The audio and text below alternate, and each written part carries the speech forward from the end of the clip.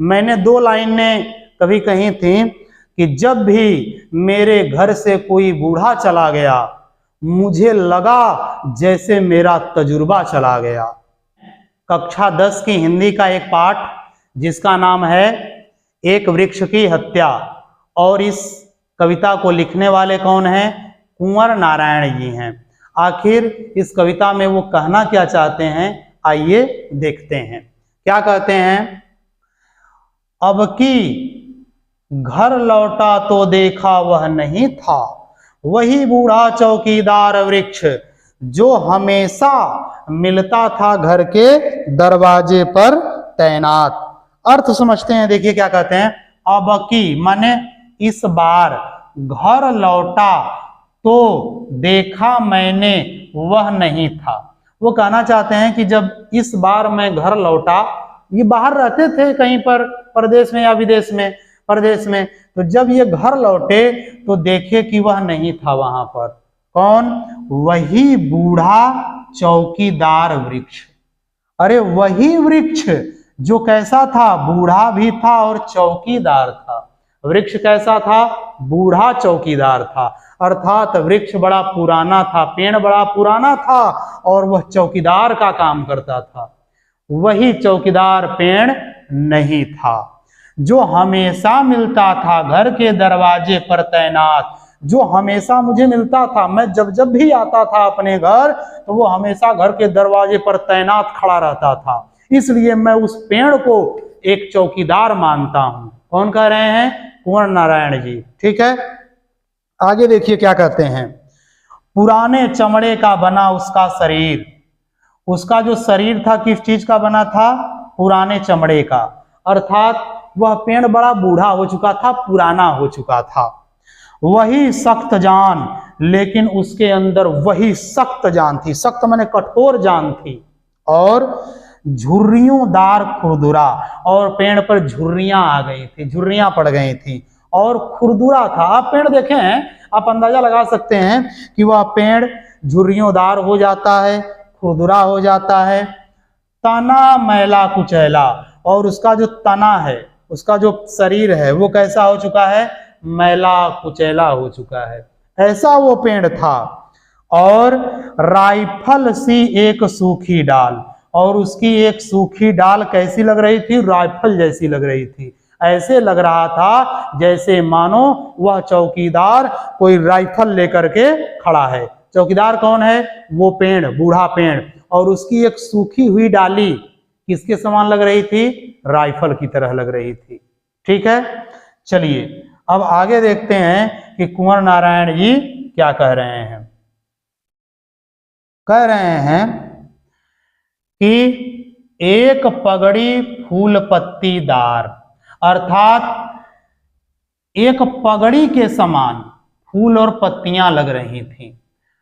उस पेड़ की जो फूल और पत्तियां थी ना, वो एक पगड़ी के समान लग रही थी। जैसे कोई चौकीदार पगड़ी बांध करके राइफल लेकर के दरवाजे पर तैनात रहता है, वैसे ही वह पेड़, वह बूढ़ा पेड़ चौकीदार की भांति क्या कर रहा था? तैनात था और घर की रखवाली कर रहा था। पांवों में फटा पुराना जूता, और पांवों में क्या पहना हुआ था? फटा पुराना जूता पहना हुआ था। वास्तव में मैं आपको एक बात बताऊं तो ये जो कविता कह रहे हैं ये हमारे उन बुजुर्गों के लिए समर्पित है जिन बुजुर्गों का हम सम्मान अब नहीं करते हैं, जिन बुजुर्गों को हम लोग बोझ समझ करके अपने घरों से निकाल देते हैं। उन अपने बूढ़े बुजुर्ग माता पिताओं के लिए ये कविता वो समर्पित कर रहे हैं। वास्तव में ये एक पेड़ की उपमा देकर के ऐसा कर रहे हैं, कह रहे हैं, लेकिन ये कह किसके लिए रहे हैं? हमारे उन बुजुर्गों के लिए कह रहे हैं जिन बुजुर्गों को हम आजकल कुछ नहीं समझते हैं और उनको अपने घरों से निकालकर बाहर कर देते हैं। ये उन बुजुर्गों को समर्पित है कविता। समझ में आया? आगे चलिए क्या कहते हैं। पांवों में वही फटा पुराना जूता पहने हुए हैं, चरमराता लेकिन अक्खड़ बलबूता। चरमराता माने बूढ़ा हो चुका है, अर्थात ऐसा लगता है जैसे अब ये गिर जाएगा, अब ये गिर जाएगा, लेकिन अक्खड़ बड़ा कठोर बलबूता माने बल वाला है, लेकिन भले ही चरमरा रहा है, बहुत पुराना हो गया है, लेकिन फिर भी उसके अंदर बड़ी कठोर ताकत है, बड़ी शक्ति है उसके अंदर। धूप में बारिश में, धूप हो चाहे बारिश हो, गर्मी हो चाहे सर्दी हो, गर्मी हो चाहे ठंडी हो, हमेशा चौकन्ना रहता है वह बूढ़ा। अपनी खाकी वर्दी में, अपनी खाकी वर्दी में, पेड़ देखेंगे अधिकतर करके उनसे जो तने होते हैं वो पुराने होकर के धीरे धीरे खाकी वर्दी जैसे लगने लगते हैं। तो अपनी खाकी वर्दी में वो तैनात रहता है। दूर से ही ललकारता, जब भी मैं आता तो वो दूर से ही ललकार करके पूछता था, कौन कौन हो? मैं जवाब देता, दोस्त। तो ये कह रहे हैं कि मैं जब जब आता था तब तब वो बूढ़ा चौकीदार मुझे जोर से आवाज लगाता, कौन? तो मैं कहता था, मैं जवाब देता था कि मैं दोस्त हूं। ठीक है, और आगे क्या कहते हैं कुंवर नारायण जी, देखिए कह रहे हैं कि और पल भर को बैठ जाता, और जब मैं बताता उसको, जब वो पूछता था कि कौन, तो मैं कहता था कि दोस्त, तो मैं पल भर के लिए बैठ जाता उसकी ठंडी छांव में, मैं उसकी ठंडी छांव में पल भर के लिए बैठ जाता था। दरअसल माने वास्तव में शुरू से ही था हमारे अंदेशों में, हमें शुरू से ही अंदेशा था, हमको भी और उस बूढ़े पेड़ को भी, उस बुजुर्ग पेड़ को भी अंदेशा था, अंदाजा था, कहीं एक जानी दुश्मन, कि कहीं एक हमारी जानी दुश्मन माने जान का दुश्मन, हमारी जान का दुश्मन क्या करेगा? तो देखिए क्या कह रहे हैं कि हमारी जान का दुश्मन कि घर को बचाना है लुटेरों से। कह रहे हैं कि हमें तो बहुत पहले से अंदेशा था, हमें भी और उस बूढ़े पेड़ को भी, कि हमारी जान का कोई दुश्मन निकलेगा जो हमें अलग कर देगा। और क्या कर रहे हैं कि घर को बचाना है लुटेरों से। हमें अंदेशा था कि हमें घर को किससे बचाना है? लुटेरों से बचाना है। और शहर को बचाना है नादिरों से। नादिर समझते हैं? हत्यारों से, वो जो एक दूसरे में जा करके मार करके जबरदस्ती छीन लेते हैं, ऐसे लोगों से किसको बचाना है? शहर को। घर को बचाना है लुटेरों से, शहर को बचाना है नादिरों से, और देश को बचाना है देश के दुश्मनों से। कह रहे हैं कि देश को देश के दुश्मनों से बचाना है नदियों को नाला हो जाने से।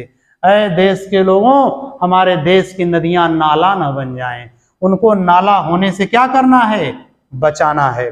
हवा को धुआं हो जाने से, जो हवाएं हैं कहीं वो धुएं में परिवर्तित न हो जाएं, किसी का घर न जल जाए, ऐसे हमको बचाना है। हवाएं रहें, किसी के घर के जलने का धुआं न बने। और खाने को जहर हो जाने से बचाना है, जो खाना है वो जहर ना हो जाए, उस खाने को हमें क्या करना है? बचाना है। बचाना है जंगल को मरुथल हो जाने से। कह रहे हैं कुंवर नारायण जी कि हमें जंगलों को मरुस्थल होने से बचाना है। कहीं जो जंगल हैं हरे भरे हैं वो रेगिस्तान न बन जाएं, हमें बचाना है उनको। और बचाना है मनुष्य को जंगल हो जाने से। ये इतनी बड़ी बात जो कुंवर नारायण जी अपनी अंतिम पंक्ति में कह रहे हैं, ध्यान देना है कि बचाना है मनुष्य को जंगल हो जाने से, अर्थात मनुष्य जंगली न हो जाए, अपने स्वार्थ में पड़ करके प्रकृति को नुकसान न पहुंचाए, पेड़ों को पौधों को काटे न, पहाड़ों को तोड़ न डाले, नदियों को नष्ट न कर डाले, जमीन को नष्ट न कर डाले। ऐसे करने से मनुष्य को क्या करना है? बचाना है। मनुष्य कहीं जंगली न बन जाए, ये कहना चाहते हैं कौन? कुंवर नारायण जी। अब आप इस कविता के माध्यम से समझ गए होंगे कि जो कुंवर नारायण जी हैं वो अपनी कविता के माध्यम से क्या कहना चाहते हैं।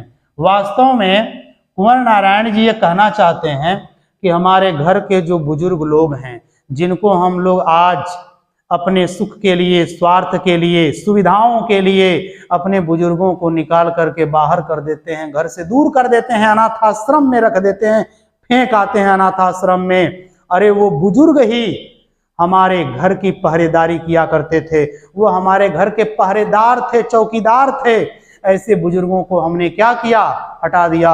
वो बुजुर्ग घर पर तैनात रहते थे, उन बुजुर्गों के रहने से ही हमारे घर की रखवाली हुआ करती थी, हमारे घर की शोभा थे, वो हमारे घर की सुंदरता को बढ़ाते थे।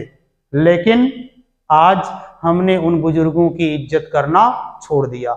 मैं आपको एक बात बताऊं कि इस समय जो बुजुर्ग बचे हुए हैं, उन बुजुर्गों की आप लोग बड़ी इज्जत किया करो कि ये बुजुर्ग इस सभ्य पीढ़ी की आखिरी पीढ़ी हैं। याद रखना, एक सभ्य समाज की आखिरी पीढ़ी हैं इस समय के बुजुर्ग, इसलिए उनकी हमेशा इज्जत कीजिए। क्योंकि मुझे ऐसा नहीं लगता है कि अब जो पीढ़ी आएगी वो सभ्य रह पाएगी। समझ में आया? बुजुर्गों के बिना हमारा घर घर नहीं है। बुजुर्ग नहीं है तो समझ लीजिए कि हमारा घर सुना है। मैंने 2 लाइनें कभी कही थी कि जब भी मेरे घर से कोई बूढ़ा चला गया, मुझे लगा जैसे मेरा तजुर्बा चला गया।